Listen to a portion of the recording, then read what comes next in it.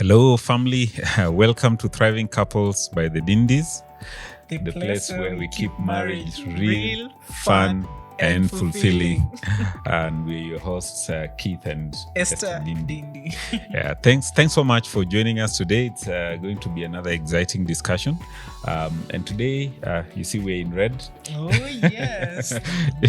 Yeah. So today we are talking about how to keep the fire of romance alive and well in marriage. Yes. So how do you keep that flame burning even many years down the line? That is what we'll be discussing today. So karibuni sana. It's gonna be fun. Stay tuned. Yes, so today we're talking romance, how to keep the embers of love burning.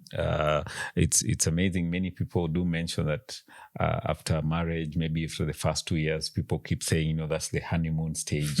There's a lot of the butterflies in the stomach. Then as time goes by, things get drab and people say, quote unquote, we've fallen out of love. And many marriages actually fizzle out and die out like that. So today we just want to talk about how can you keep your romance alive even many years into marriage? How do you ensure that does not die out? Why do you think things tend to fizzle out over time? I think I would start by saying that things tend to fizzle out just because people stop doing the things that they were doing to fall in love, when people are dating or courting, they're very thoughtful about each other, and really the essence of love being a verb, being an action, something that you do. It's just that it's being thoughtful and taking the right actions towards your partner, your spouse. So the things, when you're dating, you create time to go out on dates.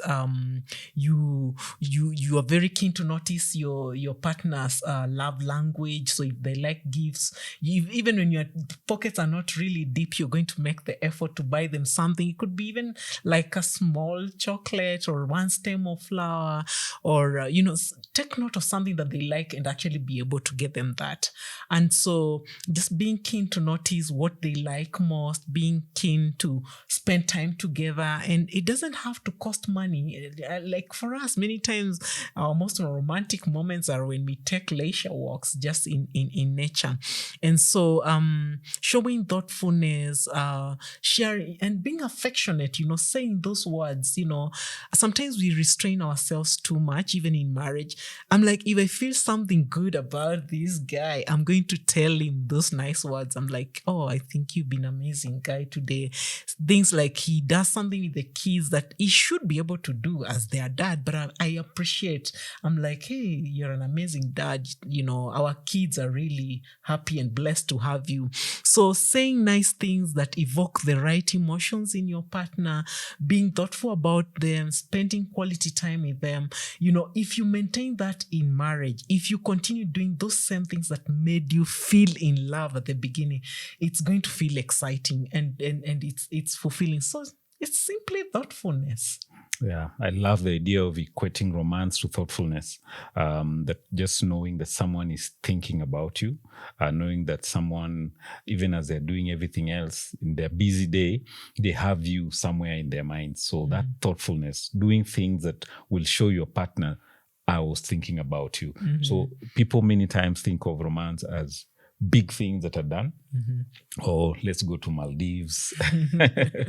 let's but go it now. won't cure problems. If you've had issues that are unresolved, going to Maldives or the Caribbean islands. It's good to do that. Yes. And we travel, we go to beautiful places, but the truth is romance boils down to the daily things, the daily little habits that speak to your partner, that I care about you, I was thinking about you. Those big things that we do once in a while cannot replace the daily grind. At the end of the day, relationships are not destroyed by big things. Many times it is the small things. When you start feeling like your partner is taking you for granted, it's like, well, she will always be here. He will always be here. So those, you no longer do the things that you did to woo someone. You just feel, well, project is done. Girl is now married. I'm in gearbox. The box in this case being the house. So there is no need to do anything to romance your partner. So I love the idea of equating romance to thoughtfulness, because then that means anyone can be romantic. Yes. And I think now that you talked about, taking holidays vis-a-vis the things that you do on day-to-day basis, and both of them being very important, but the day-to-day things end up being more important. And this is just to compare it to, those of you who have ever had tooth problems, you visited a dentist, but you realize that, and if your dentist has really counseled you well, that you're better off taking care of your teeth, ensuring that you're not consuming those simple sugars, very simple refined sugars that are going to mess up your teeth, that it's very important to clean your teeth daily, not to wait for once a year dental appointment. So as much as you'll go for that once a year dental appointment to ensure that your doctor looks at you very thoroughly and takes care of things you may not be able to take care of, it's very important that in between, you're brushing your teeth, you're flossing, you're doing all those other things that are important. So it's just to emphasize that the day-to-day things are important as much as we'll have a one-off or once a year or twice a year major events that spark that what you call romance. So romance is what you do in the in-between. Yes. I like that. I think a lot of people, when they say they have fallen out of love, the truth is they have actually just drifted apart. Oh, yes. Yeah, because many times the business of life, the reality of changing diapers, doing dishes, just laundry. Things happen. Yeah. And it's very easy, especially in today's modern culture where everyone can get lost in their own worlds. You find each spouse has got their own objectives, their own goals in life. They are pursuing their own careers. And it's very easy to pursue those and sacrifice the we in the pursuit of the excellence of the I.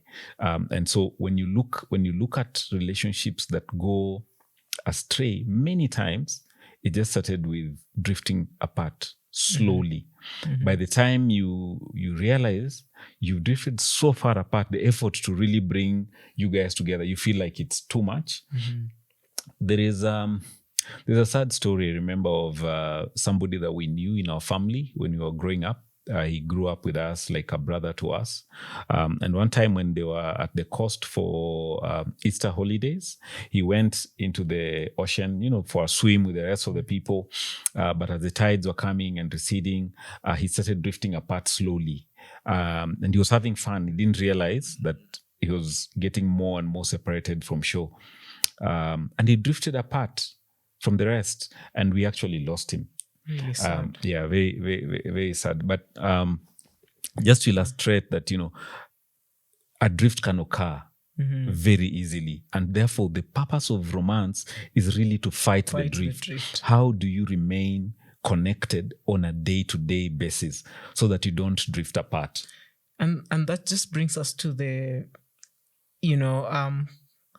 concept of creating habits. And I think I would share what we usually tend to do, because naturally, if you're not working towards each other, you're going to drift apart. And so I'd say in the morning, as much as possible, we try to have breakfast together. So, we chat a little bit, get to know how our days look like. I get to know whether Keith, the kind of case he's operating on that day, or whether he's going to the operating room or not, and all that. He gets to know how my day looks like, whether I'm going to be in the clinic or going to be doing that kind of stuff. So we just tend to connect and start the day off together. And in the course of the day, we'll connect either by a text or WhatsApp. It can be, it doesn't have to have any meaning, just saying hi or checking on you, or sometimes call. Yeah. Many silly things. Sometimes very silly things. Yeah. Sometimes if he was in the operating room, he'd just call to let me know that he's done with the case. Maybe they're settling in the patient in the critical care unit, that kind of stuff. Then in the evening is when we really spend quite a bit of time, it depends. It could be short, it could be long, depending on how exhausted we might be feeling. And that's before Kivumbi. But we tend to have what we call pillow talk. So we kind of go through, how was my day? How was his day?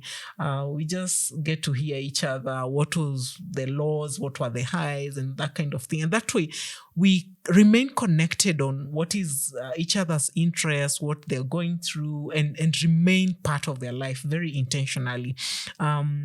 Because if you don't do that, really, you're definitely going to grow apart. And in essence, is to ensure that each one of us feels seen, feels listened to, feels heard, and feels understood, because those are very important, deep emotional needs. And if you don't address them by connecting, then you're going to drift apart. And that's, in essence, what we call falling out of love. Yeah, I really love the idea of intentionality. And we started by saying love is a verb. It's not a feeling. And so when we are being romantic, many times it's not really because we've got cozy feelings in our hearts. It's because we choose to be. So it is this whole idea of making a choice, not depending on feelings. But choosing your partner every day. So what can you do to show your partner that I choose you today?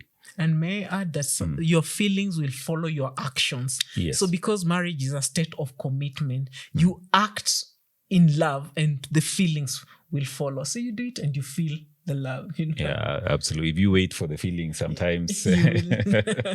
Yeah, so that aspect of intentionality is so crucial. I think if there's one word that we've used the most in our group, it is this word, intentionality. Yes. That things don't just happen.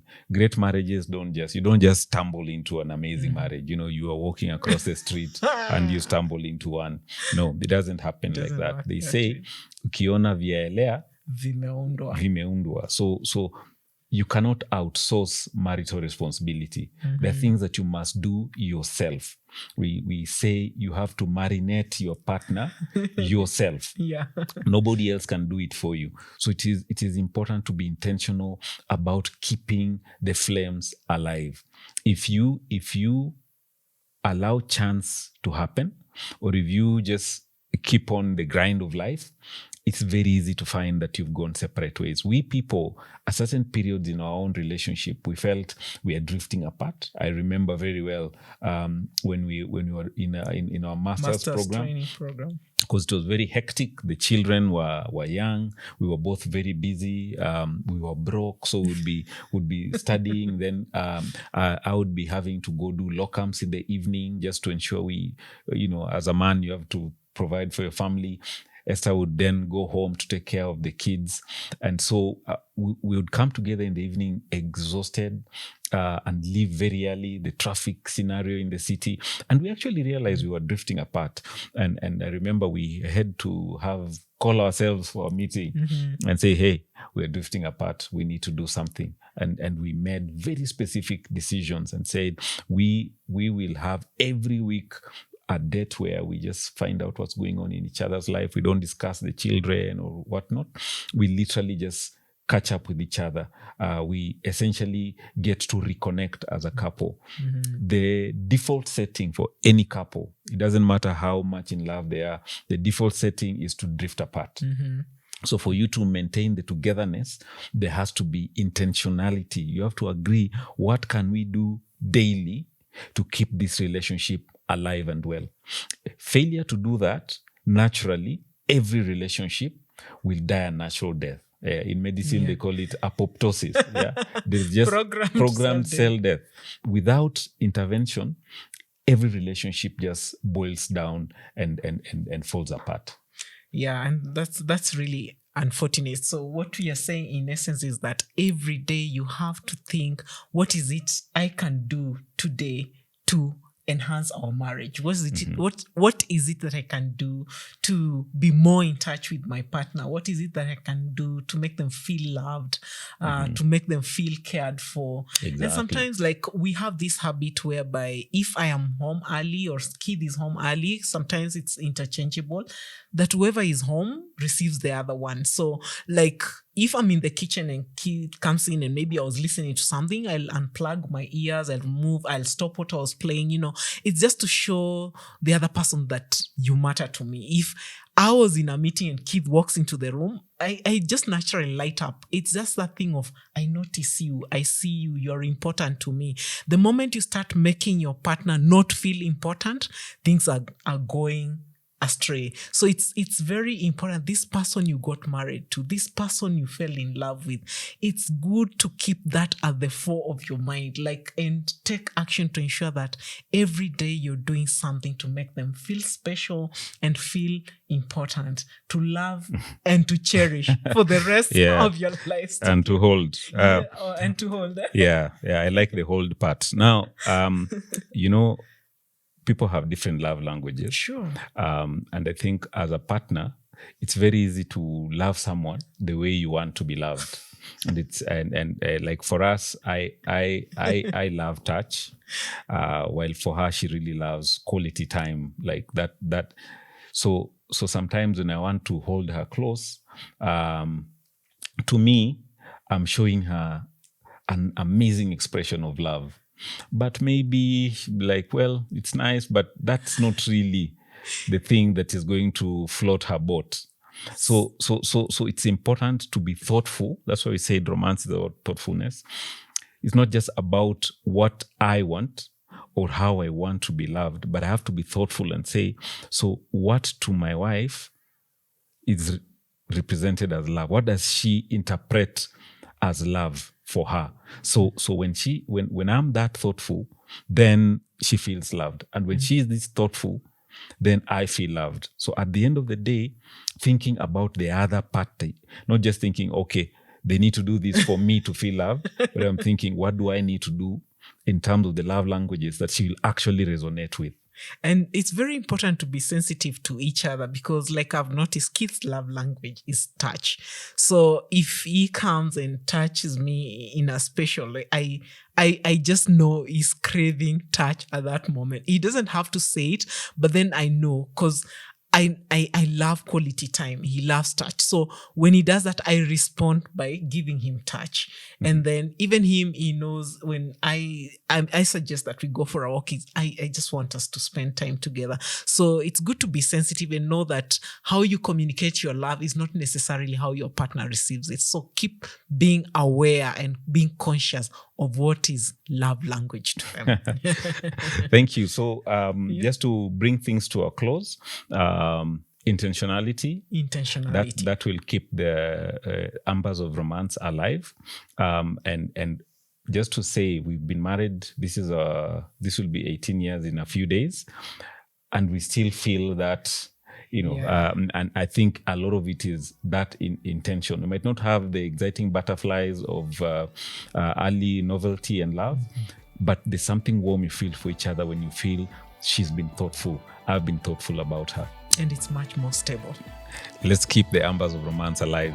Oh, yes. All right, guys. See you in our next episode. Oh, yes.